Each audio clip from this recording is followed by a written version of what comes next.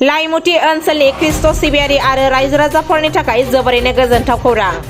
चिरां जिल्लानि सिङाव थानाय लाइमुथि ओनसोलाव गोदानै कैथलिक मिशन सेन्ट एन्टनी मेरी क्लेरेट पारिश गायसननाय बेखेवनाय फोरबोजों लोगोसे ओनसोलनि ख्रिस्ट सिबियारिफोरखौ लाफानानै बिथाखौबो गाजा गोमजायै फोथारनाय जायो।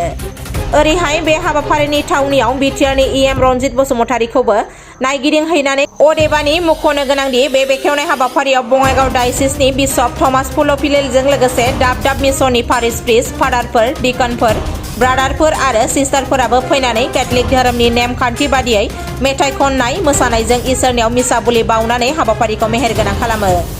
ओजोंहाय हाबाफारि जोबखांनायनि उनाव बोथिसे ओंखाम जालायनानै गावजों गाव गोजोननाय लाज्लायनायखौबो नुनो मोननाय जादों। बिब्दिनो बेखेवनाय हाबाफारिजों लोब्बा लाखिनानै जर्ज इस्लारि बिथाङा मा बुंदों फै जों मिथिनानै लानि। लाइमुथि ओनसोलाव आङो गोबाव बोसोरनिफ्राय नोजोर होना दंमोन। बे ओनसोला जोंनि मानसियानो बांसिन बुंनो थाङोब्ला नाफामानो न' दा बेवहाय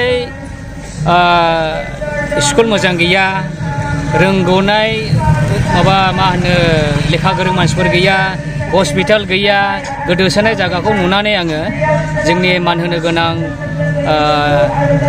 बिशप स्वामी थमास फुल'फिलिलनिफ्राय जोङो अर्डार लानानै आरो बे ओनसोलनि मानसिफोरजों लाइमुथि ओनसोलनि मानसिफोरजों जयै लोगो लालायनानै जोङो दिनै बेवहाय मोनसे लाइमुथि एलेकायाव दैमुगुरि होननाय जायगायावहाय मिशन मोनबाय। दा बियो मिशनखौहाय दैदेनगोन मा होनो क्लेरेशन सांगादनि बिसोरो दैदेनगोन। दा बेयाव बुंनो थाङोब्ला बे ओनसोलनि मानसिफोरा बिराद बाहायगनिया, ओरैनो मिशनाखौ लाबोलाबायनोबो हाया आरो बिब्लानो बियो फैया, सोरबा सासे गोसो जायोब्लानो बियो फैया। दा नाथाय बियो इसोरनि गोसो होननानै जों सानबाय आरो जोंनि नाजानायजों दा बेनिखायनो आङो बेखौनो लुबैदों दि बे ओनसोलनि मानसिफ्रा जेन बेवहाय मिशन जायोब्ला ग्रिड बयबो हेफाजाब होलायो, फादार्सफोरखौ सिस्टार्सफोरखौ आरो बे ओनसोलखौ जेन डेभेलप खालामनानै लायो जिउआव आरो हानि मोदोमाव। गिबियै बे ओनसोलावहाय बे मिशनाव मोनबेसे मण्डलिफ्रा?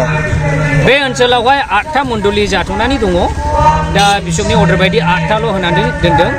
दा बियो गासैबो बिशपनि आखायाव, बबे मण्डलिया थागोन बबे मण्डलिया थाया बियो बिशपनि आखायाव जायो नालाय। दा 8था दङ। ओमफ्राय गथ'फोर फरायनायनि थाखाय माबायदि सुबिदा जागोन? गथ'फोर फरायनायनि थाखाय एस इउजुअल बेलेग मिशनारिसफोरा जेरै रानिं खालामदों थिग बेबायदिनो जाथों। गोरिबफ्रा एसे मोजाङै सायज' मोनथों, सोरबाबा बिमा बिफा गैया जेरै मिशनारिसफ्रा बिसोरखौहाय खाङो, देरनो फोलावो, फोरोङो, थिग बेबायदिनो जाथों। आङो बेखौहाय आसा खालामो बेवनि मिशनारिसफ्रा जेन बिदि हेफाजाब होलायथों आरो ना।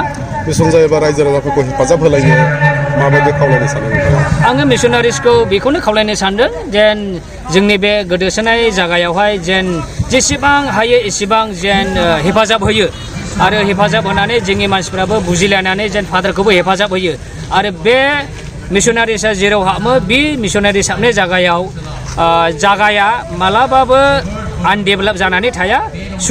भेरि सुनार अर लेटार बियो डेभेलप जाखायो, जों बेखौ नुनो मोनदों। लकेसन हिसाबै लाइमुथिनि लकेसन हिसाबै माबायदि ओनसोलाव साखाथियाव? लकेसन हिसाबै बेनो दे बियो एपि सेन्टार जानानै थाबाय। लाइमुथिनि थाखाय बियो मोनसे एपि सेन्टार। बे मानो होनब्ला दिनैसिम बेबायदि जायगायाव गोदोसोनाय जायगायाव रावबो बेखौ नायखाङाखैमोन।